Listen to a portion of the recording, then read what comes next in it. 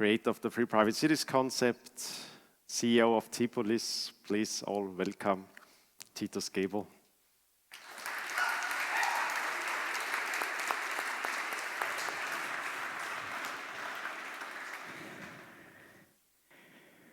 Ladies and gentlemen, I see a lot of happy faces that might have to do with the Bitcoin price, but I'm not sure.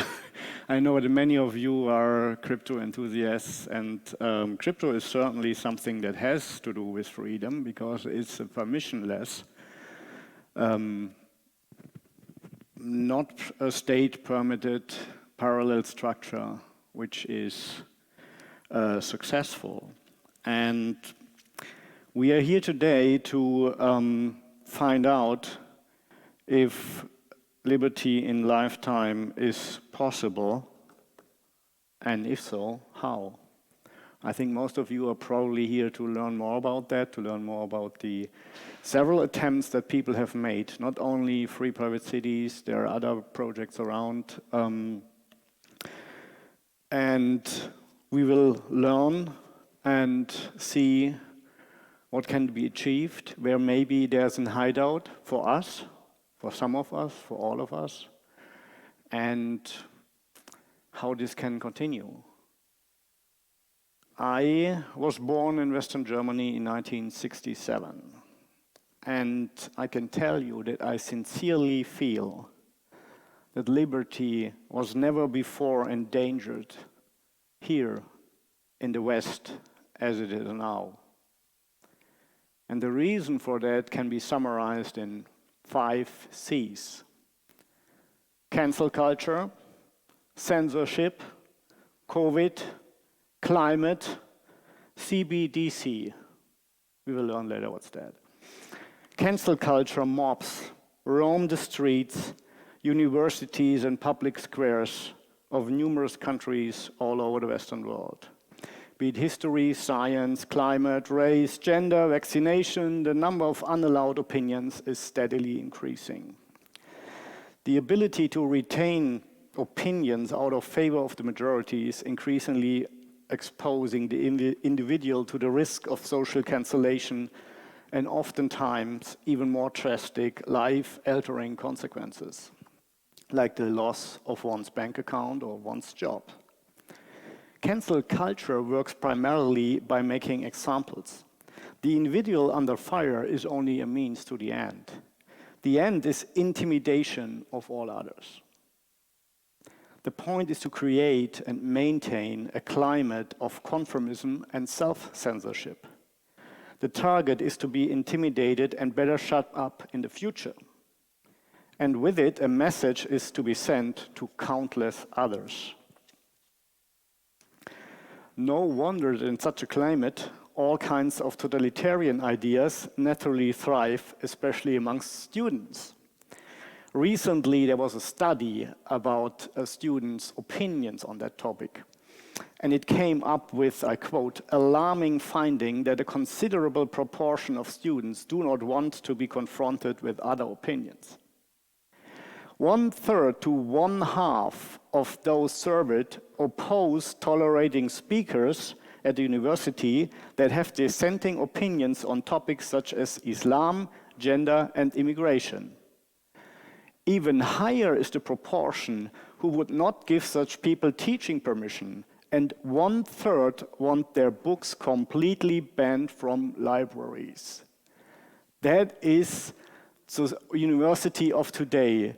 If any given Swiss mountain village, there's a greater diversity of opinions than in a contemporary Western university. But there's not only self-censorship, there's also third-party censorship. The Google-owned platform YouTube decided at the very beginning of the pandemic to only allow information on corona that was in line with the World Health Organization, as if this non-elected, China-supported, supranational organization could never be wrong. And you mean the Google people, they were originally Silicon Valley do no evil people. What has happened? Facebook executive Winston Smith articulated the arbitrariness of online censorship better than anybody. Quote, "You will remember Facebook used to remove claims that COVID was human-made. Then the scientific consensus shifted and said, well, maybe it is. And we had to shift with it." It wasn't Winston Smith, it was Nick Clegg. Winston Smith is the character out of the book 1984 by George Orwell, and he's working in the Ministry of Truth. And you know what they have to do, and his job is, in the book, they constantly adapt the news and the history to the newest party line. And that like Eurasia was never involved with Oceania, so they have to erase all the old news about this war because the war happened.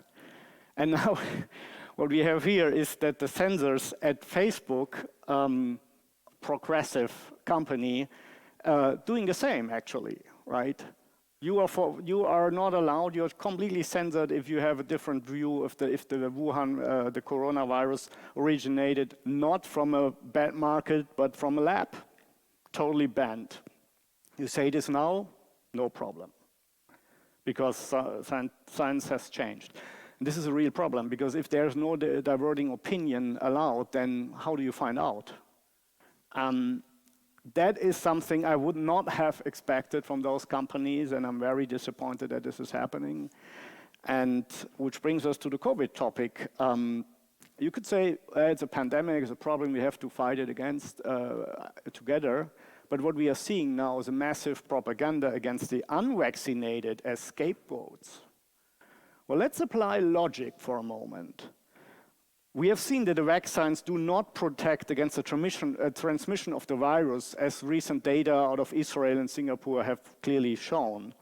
So the spread of the virus cannot be stopped by vaccinating the population. The goal of herd immunity pursued with the vaccination cannot be achieved.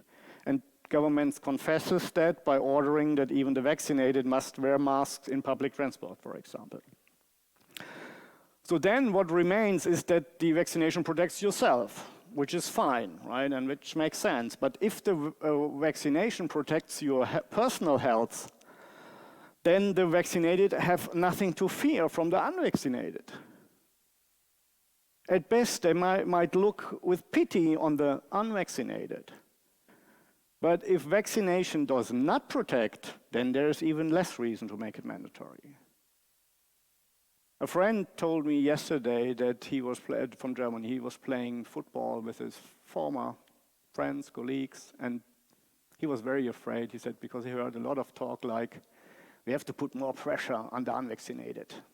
It's time now. Well, is there a reason for that? The state cannot justify a vaccination obligation with the protection of the individual against the COVID-19. You cannot force people to their luck. Otherwise, you would have to forbid motorcycles, extreme sports, alcohol, whatever, you name it. If you think the state has the task to protect the individual from doing wrong or from not accepting what the World Health Organization recommends, then good luck with that. So far, the liberal democracy was about you decide on yourself, and you even have the right to refuse medical treatment. Obviously, this is changing now. The only rational argument for a forced vaccination would be that the non-vaccinated would threaten to overload the intensive care units, and that vaccinated patients with other ailments would not longer find a place there. That is the only rational argument for any kind of state enforcement on the medical sector. If you believe what every legal scholar has said for the last 50 years. After all, even that can be refuted. Last year, with a vaccination rate of 0%, intensive care units were maxed out but never overloaded. That's at least in most European countries. So how can that be threatened with a vaccination rate of about 70% now? And the states have had enough time to prepare and increase the number of intensive care units. That is what a free private city would have done, right? It's always about proportionality, of the principle of proportionality. So you can only force somebody to do something if there's no milder means. And the milder means here is you protect the risk groups and you prepare for an increased intensive care need. Nothing of that happened. In Germany, for example, they have reduced the number of intensive care units. The foundation of liberal democracies were that your basic human rights can only be restricted if the principle of proportionality is regarded. A direct as well as an indirect vaccination obligation would be unconstitutional because the principle of proportionality would not be respected. And that is the case in most Western countries. I'm a lawyer by education. I've done especially public law before I went into the industry. And I can tell you, when I studied, 99% of the scholars would have given the same answer and would have told you what I told you now. So you can see how this has shifted. And this is really dangerous because that is what I just told you, that is reasonable, that is in line with our tradition, that's in line with everything we believed so far, and now suddenly this has disappeared. This is dangerous to me because it shows there's something happening which is going in another direction and it's not a good direction. And we see similar things with climate, right? Let us assume, for the sake of the argument, that there is not only climate change, but there's really a threat of a climate catastrophe if CO2 production is not massively restricted worldwide. Let us further assume that enlightened people would have recognized that. Now, what do? If there was a real climate emergency, the enlightened would have to put political pressure on countries like China and India with their high and constantly increasing CO2 emissions. I mean, otherwise we all die or we are burning in hell. And if there's a real climate emergency, the enlightened would have to massively promote nuclear energy because it has been proven to work, is economical, and does not emit CO2. And if there was a real climate emergency, the enlightened would have to immediately support the conversion of conventional power plants, that is, support technologies for the capture, storage, and reuse of CO2, which have long been developed and are available. Nothing of this is happening. Instead, people should eat less meat and avoid short-haul flights. There is something deeply wrong with the climate debate. Which brings me to the last C, the CBDC. What's that? It's central bank digital currency. Why is this a threat? Well, building on the Bitcoin model, central banks are planning to produce their own digital currencies. An article in the Telegraph, in the British Telegraph, back in June, was just as candid. It says, digital cash could be programmed to ensure it is only spent on essentials or goods which an employer or government deems to be sensible. The article goes on to quote Tom Mutton, a director at the Bank of England. You could introduce programmability. There could be some socially beneficial outcomes from that, preventing activity which is seen to be socially harmful in some way. Governments and employers making sure the money they issue can only be used on sensible things and not be used in some socially harmful ways. It doesn't take much imagination to see just how this system could evolve and reshape society into a truly dystopian nightmare. Removing any and all remaining privacy, granting total control over every transaction we make, even limiting what ordinary people are allowed to spend their money on. Only so and so many digital dollars on flights per year. Only X digital euro on beef. Only X digital pounds on petrol. All for the good of the planet. Money will turn from an expression of independence into a voucher system operated completely at the whims of the ruling powers. If opposition members have their accounts terminated, they will have to starve or beg. That is the ultimate sanction. There is no more need for an unappetizing funeral pyre. Let's revisit the 5 C's: cancel culture, censorship, COVID, climate, CBDC. Cancel culture is not about culture, it's about control. Censorship is not about truth, it's about control. COVID is not about health, it's about control. Climate is not about climate, it's about control. Central bank digital currencies are not about money, about control. So we have only 1 C left: control. And interestingly, a private organization, the World Economic Forum, here in Davos, Switzerland, which is, you may know that, led by a fellow German, a character who could come directly out of a James Bond movie, Klaus Schwab. And you might heard about this video from the World Economic Forum, where it is proclaimed that our bright future of the year 2030 is characterized by the fact that, I quote, "You own nothing and you will be happy." Well, let me just ask one single question. Assumed Klaus Schwab was still alive in 2030, will he own nothing? I know the answer, you know the answer, and Klaus knows the answer too.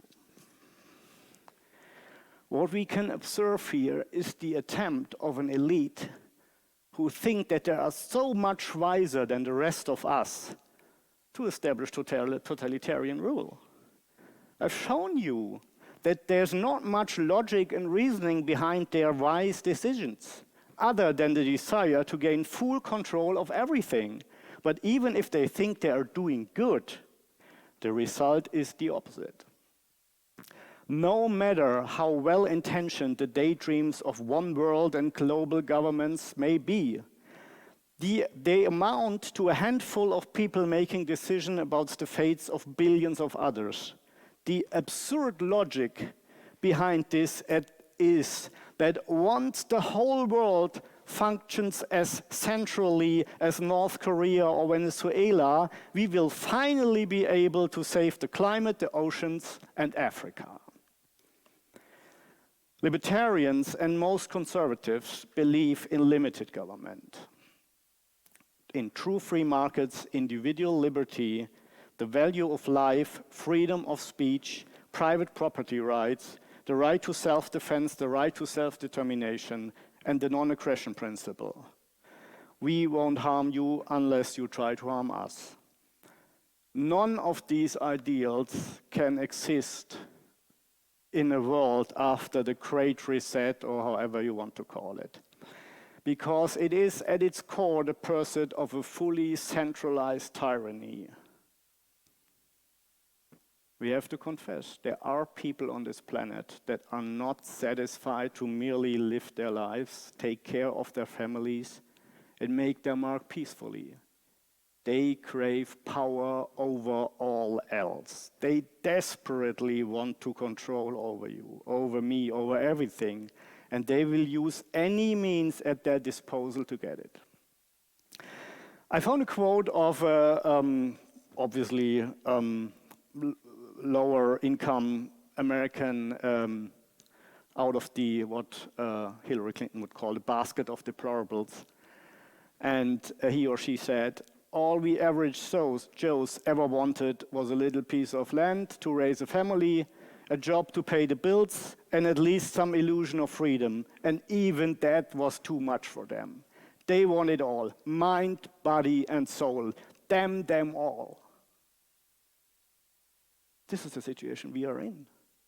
And most of us haven't realized yet that this is not the world it was 20 years ago. This is a different world, and it's not a better world. These people tell themselves, and others of course, that they are philanthropists, that they know what is best for us. They believe themselves superior, and therefore it is their destiny to dictate and micromanage society for the greater good of us all.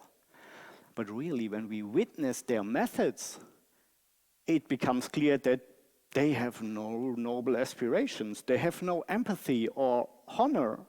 They don't care about the average human being or the environment or the economy or society in general.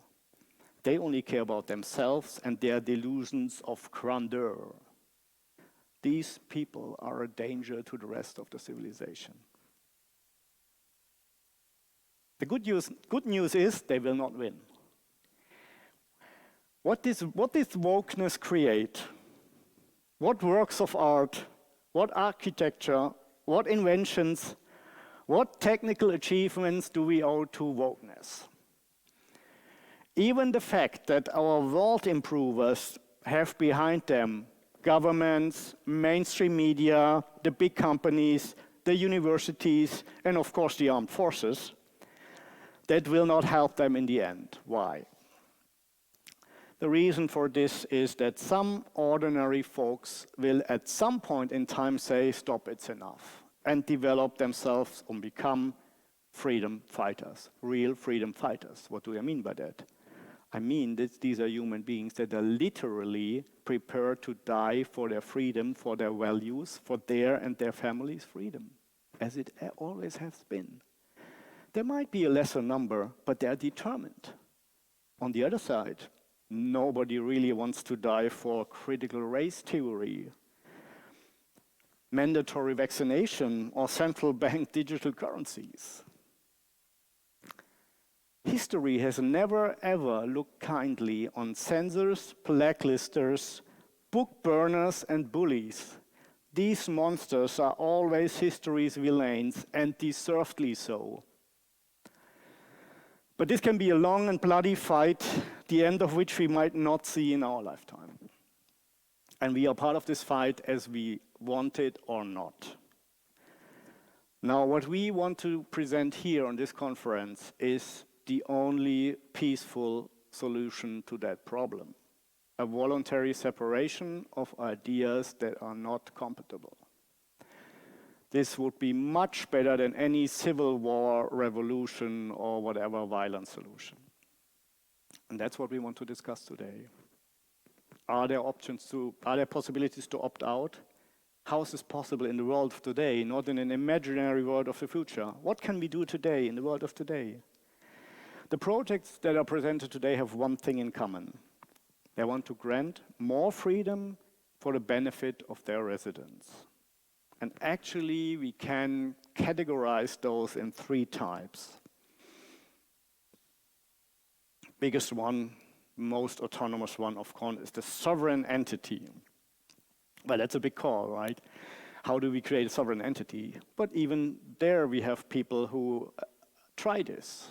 We have the seasteaders who want to create new cities on the high seas, which would be totally sovereign, or hopefully so. We have the idea of claiming terra nullius, a land that is not claimed by any other country. That Liberland's concept is that.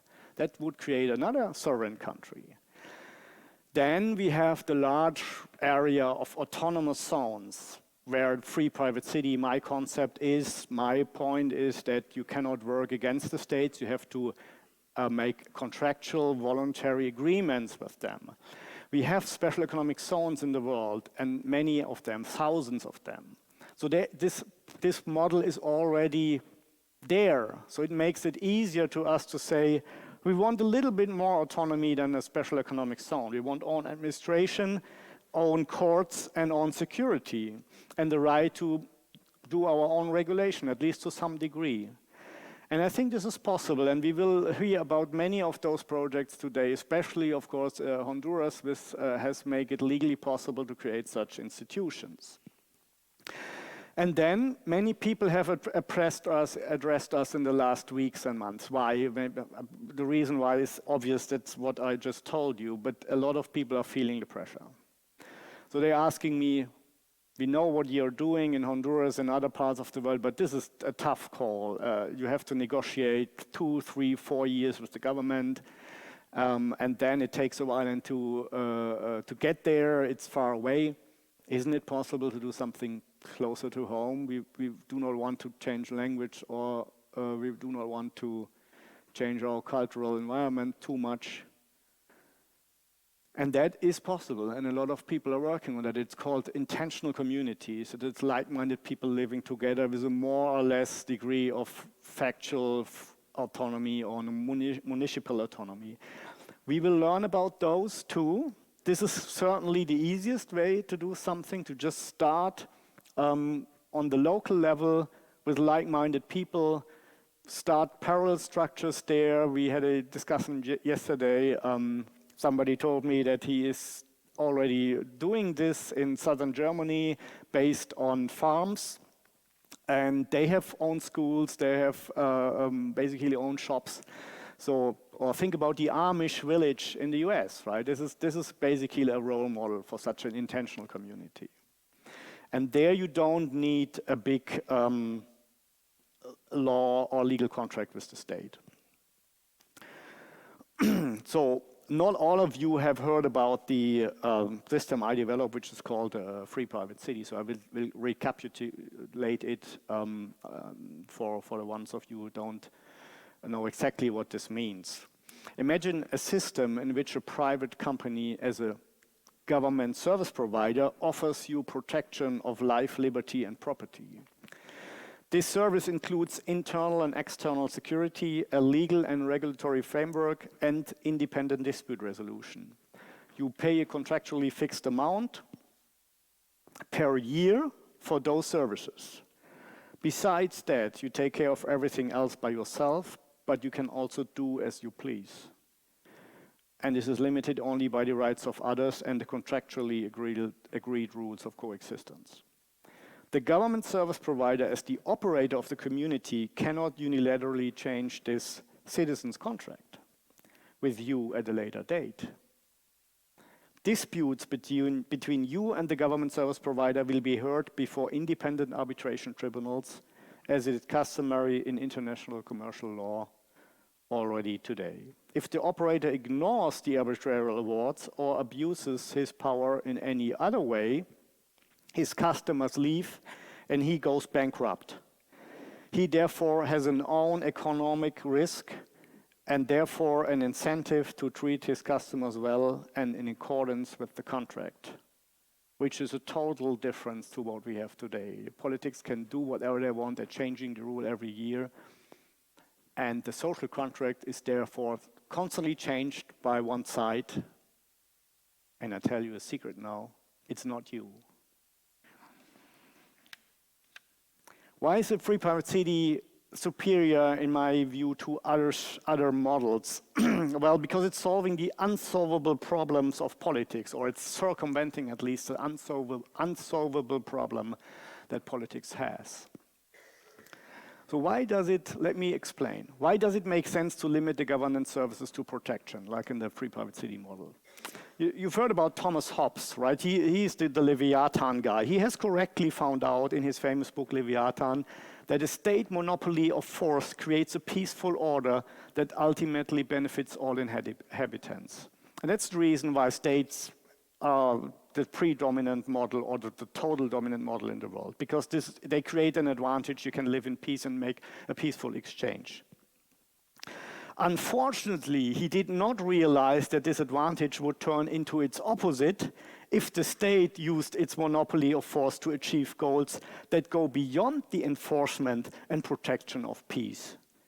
That is when the state begins to make politics and impose political goals, which are always only the goals of a certain group of citizens, on everyone. But in the end, politics means imposing one's views of the world on all others. But people are different. What is right for one person can be wrong for another. Subjectively different values and objectively different life situations cause any political solution to leave behind those who have been forced to do something against their will. To make politics means taking sides and making the wishes of some the yardstick for everyone, and we must not forget, if necessary, by force. In such systems, and we are all living in such systems, the victims of partisan politics are even more defenseless than there would be in Hobbes' state of nature. The state's monopoly of force is now directed against them, you. And they must tolerate, for example, large portions of their income and assets being taken away from them and redistributed without recourse to self-defense. However, if the state monopoly of force becomes an instrument of politically motivated partiality, then the original concept loses its effect. And behind the facade of the peaceful state, a perpetual, this time political, struggle of rival groups arises. Politics becomes an invisible civil war, whose discreteness stems from the fact that the victims of state interference have no realistic chance of defending themselves. The peace achieved is illusory, based on the effective suppression of divergent interest. And that's why most people are dissatisfied with their governments, no matter what political party they support. It is therefore counterproductive to give the state a power that goes beyond guaranteeing internal and external security. Because once peace is established, the only legitimate governmental task is to ensure that residents do not force their will upon others, and the state itself may only use force to enforce this principle. Well, if this is true, we don't need a government. A company can do that. And that is the idea of a free private city. In a free private city, everyone is the sovereign of themselves, who, by voluntary agreement, has concluded a genuine contract with a more or less ordinary service provider. And it's called a citizen's contract. Both parties have the same formal rights and are therefore legally on an equal footing. Not government subject, it's client service provider. The relationship between authority and subject is replaced between the relationship between customer and service provider. Unlike conventional systems where the citizen is obliged to pay tax without having a corresponding right to benefits, that is the overwhelming view of all legal scholars. Taxes mean you do not have a direct counterclaim. In a free private city, service and consideration are directly related.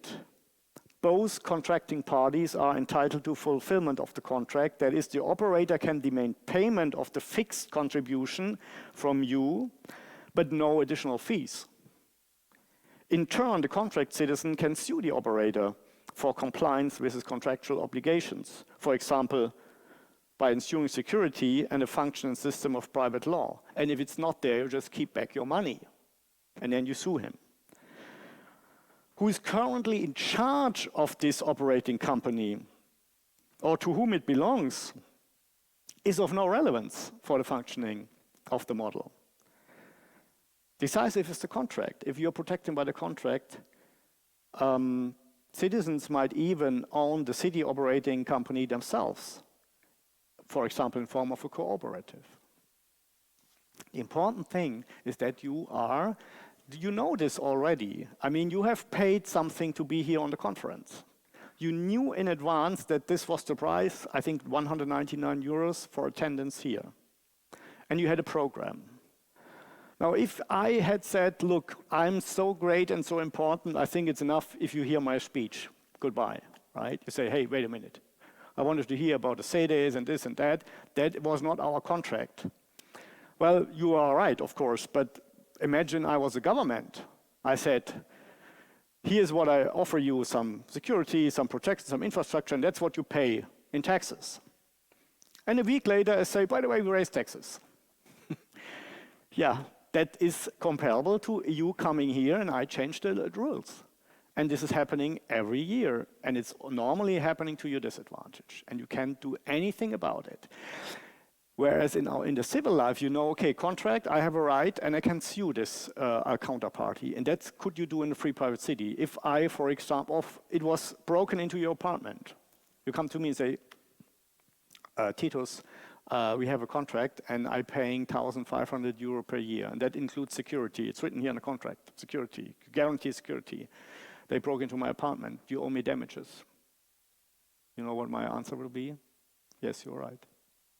Of course, I have an insurance for that, but I am reliable. If I promise a service like security for my citizens, for the residents, and I don't, then you can come to me and say, hey, you haven't fulfilled your contract. And if you don't pay, I say, hey, sorry, you have to leave because that was our agreement. It's not so difficult. A free private city is therefore not an utopia, but rather a business idea whose functional elements are already known, providing contracted services, and which need only be transferred to another sector, namely the market of living together. Basically, as a service provider, the operator would only guarantee the security framework within the society could develop openly in the sense of a spontaneous order. And this has a lot of advantages. First, operator has skin in the game. I'm there for profit. So I have an incentive to treat you well as my customers and not to waste resources, because if I do not treat you well, some of you will leave and new people will not come. New customers will not come. And I eventually became insolvent. What is the worst thing that can happen to a politician who is doing large damages, wasting billions of euro? What's the worst thing that can happen to him or her? Well, he's voted out of power with a big pension. That's the worst case that can ever happen. Well, what incentive is that? And the other advantage of a free private city model is there is no forum for people to impose their will upon others. That is a very important thing, because you know you cannot interfere in my contract with him, because it's a bilateral contract. You cannot just say, we are more, we change his contract. No way. And you can help me liable. We had already made this example. And finally, I told you, it can be a free private city in the form that a company owns the operator. It can be form that the citizens themselves own the company, but they can also not change the contract of their fellow citizens, or all kinds of other models. You can also come up with a model where there's no private property. As long as participation in such a system is voluntary, I have absolutely no problem with it. So this approach enables different products of living together instead of endless political struggle and to deal with the dangerous people we have discussed before. A lot of people are afraid that this is not really democratic because there's no majority rule. Well, I can only ask you, or we are all making these changes, right? I know there are a lot of people here which are originally German but do live in Switzerland. And unless you are a Swiss national, which usually takes 12 years, you are not allowed to vote. Nevertheless, these people have made a move. So everybody makes his calculation, right? What is more important to me, living in a better, more stable environment like Switzerland, or be able to vote every 4 years? And what do you prefer to decide for yourself, what you do in your spare time and how to spend your money on? Or do you prefer the government is making these decisions for you or the majority? And insofar, I think free private cities are rather full democracies in the meaning that every single person can decide every day about their preferences, and which includes to associate with others and form associations where majority rule can apply or anything else. Rather than a fake democracy where you every 4 years elect somebody who then does what he wants, right? And you don't have a say what your taxes and anything is used for it. So in the free private cities, the individuals have many more enforceable rights, much more than the average citizen in a Western democracy. There's a lot of critique, and let me give me some words to the critiques, especially in regard to the ZEDEs in Honduras. ZEDEs are these autonomous zones in Honduras. And there's a lot of articles, and I found there are 3 recurring themes which I identified in those articles. First is, It is claimed that the ZEDEs have the intention and legal capacity to expropriate land outside the ZEDEs for expansion. It is claimed that ZEDEs are free riding and not obliged to pay anything to the state of Honduras. And it is claimed that I am a billionaire. Well, any of these three recurring statements is an outright lie. And the people who have first come up with these must have known this. And there are many more of those examples. And I'm asking you, why are you doing this? Is your case so weak that you have to pretend on fabricated fake claims? There's a recent article about our conference here. It was declared that ZEDE Prospera is violating the human rights of the people of a neighboring community. How is this technically possible that a ZEDE violates the rights of people who are not even part of it and therefore not subject to its regime? Which human rights exactly does a ZEDE violate by its sheer existence? I'm wondering where this obsession against ZEDEs is coming from. Hey, we are trying out new models of living together. Participation is 100% voluntary. Thousands of Hondurans have already applied to become residents. They are voting with their feet about ZEDEs. Why do you want to destroy what other people have created? I invite you, critics, to join us and create your own ZEDE instead. We can all learn from different experiences and experiments. Please join the peaceful competition by creating, not by manipulating and framing people. Competition is already there. There are 3 ZEDEs already permitted, and I like the fact that everyone has a different system of governance. This is fantastic because our learning curve will be steep. We will see in the next years how beneficial this is, especially for Hondurans. Jobs, security, non-corruption. No wonder that there are numerous applications for more ZEDEs. And so far, Honduras is the only country that enables truly autonomous zone. But I can disclose here that my company TIPOLIS has recently signed a memorandum of understanding with an African government to establish a prosperity zone comparable to the Honduran model and to help bringing this country forward.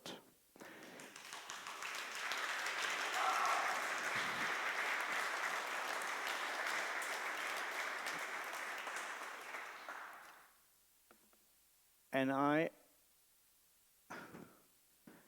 can hopefully show you the first designs. Jan, why is the beamer not working? Let's see. Maybe the beamer is on standby. Yeah, the designs are beautiful, and I expect many local people to move into our city. You will see it will be a real city, not a holiday resort type of things, with a mix of international and national residents, as well as people and businesses from the larger region in Africa. It is important that you create something which is the density of a city. Why is this the case? Because you have maybe seen a lot of projects where they look like holiday resorts. If you really want to grab that energy of freedom-loving people, you need a certain density. And it's also creating more cultural environment, more cool things are happening there, more meetings are easier if people are living a little bit denser, which does not mean that everybody has to live in the core. But our main idea of the free private city, ideal maximum size is 35,000 people. This is about that.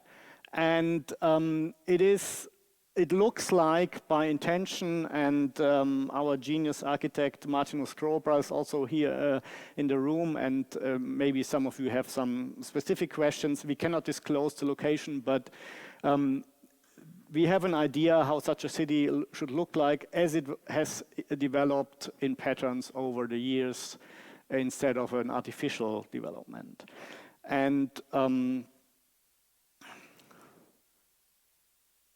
since we have not, we are not expecting that 35,000 people are coming once, so we have 3 stages, and the stages are 1,000 people first. This is the 1,000 people rendering that just came up tomorrow. You can see this is only the core part. And we would start with something like that, right? And this is then already looking like a city, despite the fact that there's probably less people than in Mülheim. And we even have a small marina, which hopefully can then also be the attractive spot where you can meet and walk, buy some fish. We have made a wood model, which is then also shown to the population. And we are totally transparent, and this is a final other view. It's beautiful, it's a beautiful area. And which brings me to the end of my presentation on a positive note. Permissionless, censorship-resistant global networks and markets open to anyone are the most revolutionary invention since the internet. This paradigm shift is empowering the individual and will usher in a second renaissance. And we have managed to establish the first successful parallel structure, Bitcoin as stateless money, and we will now establish the next parallel structure with free private cities, autonomous zones, and free communities. I'm happy to see so many bright people joining our movement. Thank you very much.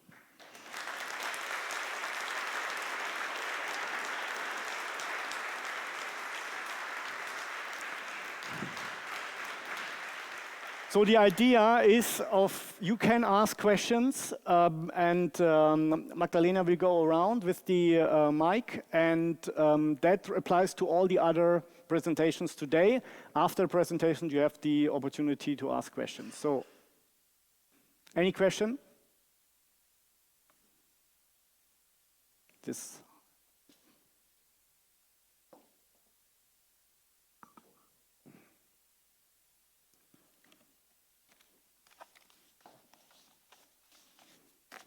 Since you just said it's open for anyone, would it be possible to invest in it as a private VC or as a family office? Yes, certainly, and there will be a lot of opportunities along the way. So at the moment, you know, our company TIPOLIS, which is a kind of active holding covering several projects, is indeed now open for investment, but this is qualified investors from 100,000 euro upwards. If you're interested, just approach me or our CFO, Alex Voss, or Rahim also knows about it. When this city I just showing you is going to be started, there will be, of course, immense necessity, and there will be a project company, and maybe even on tokenized basis, you will be capable of invest also smaller amounts. But I think for family offices, maybe the first option is more of interest.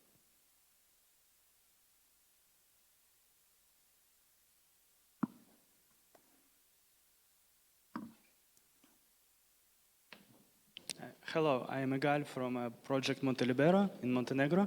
Hi. I'm wondering how you will be dealing with COVID in this city. How you think the public health should be? Yeah, I think I have already said it a bit. So we would rather protect the people who are endangered. And one example is that you open the supermarkets. I've seen this in a country, that you open the supermarkets for the first 2 hours in the morning only for the elderly or people who might have problems, so that they can make their courses. So you don't have to lock down the whole thing. We would offer. We would say it depends, right? In the beginning, we were not sure what COVID means, so it could really be a danger, and so we would maybe even in such a city say, hey, no big conventions, not at the moment. We just have to figure out. But with the knowledge we have today, it's easy. We would invite vaccination companies to say, okay, come, people can get vaccinated if they want, right? And we would certainly not force anything upon people and say, hey, it's your own responsibility. If you are afraid, get vaccinated. Other questions?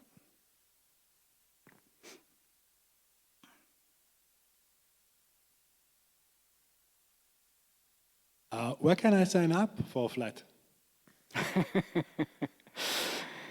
Yeah, you see that we are currently, we have a law in parliament in that particular country, and and that can take until the end of the year, until the law is passed, and then we need a little bit of time to negotiate a more detailed contract.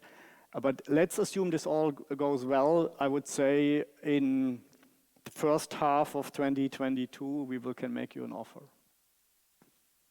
But it can always take more time. But we are not talking about 10, 20 years from now. And there are other projects you will learn today which are even more advanced. So greetings from Liberland. I have a question. Of course, this is an African country. We can assume that there will be some residents who are of less economic means than the others. Yeah. And I was just wondering, I know Prospera has ways how to deal with this issue. And I was just wondering, what ways would you have to deal with this issue?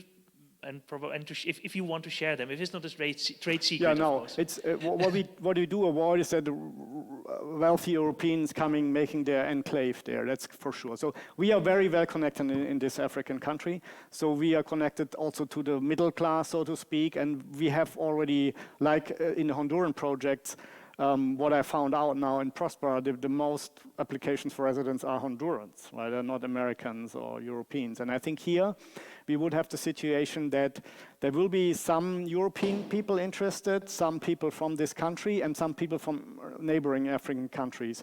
And what Prospera has done, for example, that they are saying you pay a fixed amount of, I think, $1,300 per person per year. But if you're a Honduran, it's 260, something like that. I think we will also do to have a kind of a diverse, mixed city.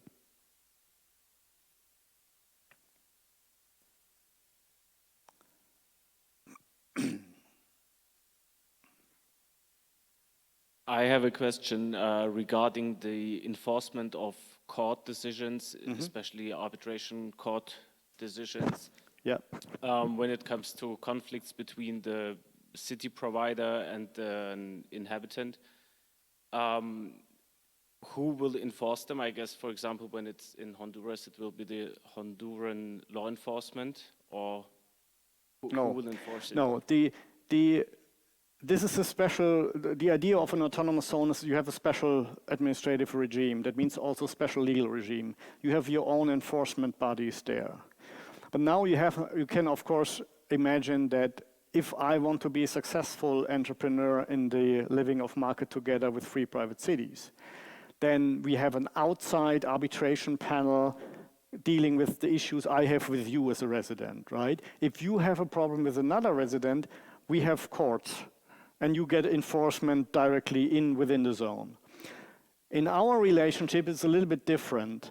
So what will happen is that the arbitration panel will come with a decision, and I will accept that decision, unless it's totally crazy. Because if I ignore those decisions, I will go eventually out of business.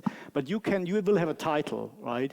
But the Hondurans cannot enforce against me. If this was possible, the whole model wouldn't work, right? So what you can do is what the creditors of Argentina did. They were just getting titles because Argentina was just not paying the bonds and not paying the interest rate. So they get a title in New York against them.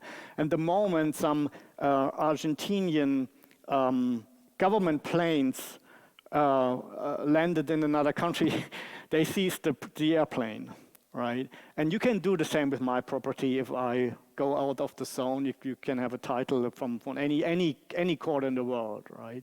But again, it's in my interest not to let this happen.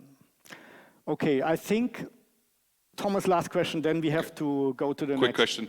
Can you elaborate a little bit on the following point? You say, in the first part of your speech, you said, rightfully so, of course, that government changed their, their rules and their thing arbitrarily, basically, and citizens have no say. What if they change the rules of hosting you? So can you elaborate on how much do you trust and what is happening if, let's say, one of the government kicks out a free private city? Yeah, of course, this is a very realistic danger, and that is one of the first things you do. So let me just give you an example how the Honduran ZEDEs or the Prospera ZEDE dealt with that problem. First of all, the country of Honduras has, as most other countries, investor protection agreements with other countries. In this example, for example, there's a bilateral investor protection agreement with the United States. So the Prospera guy said, hey, let's make a US company. Then we are under protection of this agreement. And then you have the situation that if they just withdraw the law, that would be a quasi-expropriation and they would be held liable. But in Honduras, they have already included in the law a clause that if this law is withdrawn, it applies for the existing projects for 50 more years, 50 more years. And but maybe the most or the best level of protection is that you have celebrity allies in the country, and you can always put out the message, look, all these people were coming to a free private city because of the freedom. If you're taking away the freedom now, we're leaving. So in an ironic way, you'd rather better deal with countries who are somehow democratic or somehow stable than rather with strongman countries where the strongman decides each morning probably he didn't sleep well, he's going to throw you out and doesn't care about the penalties. Difficult. Maybe you're right. I don't know if you can say that, because even a strongman, for example, in a country like Honduras, even a strongman cannot afford that they are kicked out of CAFTA, cannot afford that the US is suing them. So it depends, right? I would say every country is different, but if there's a kind of a rule of law in the country, that's of course absolutely helpful.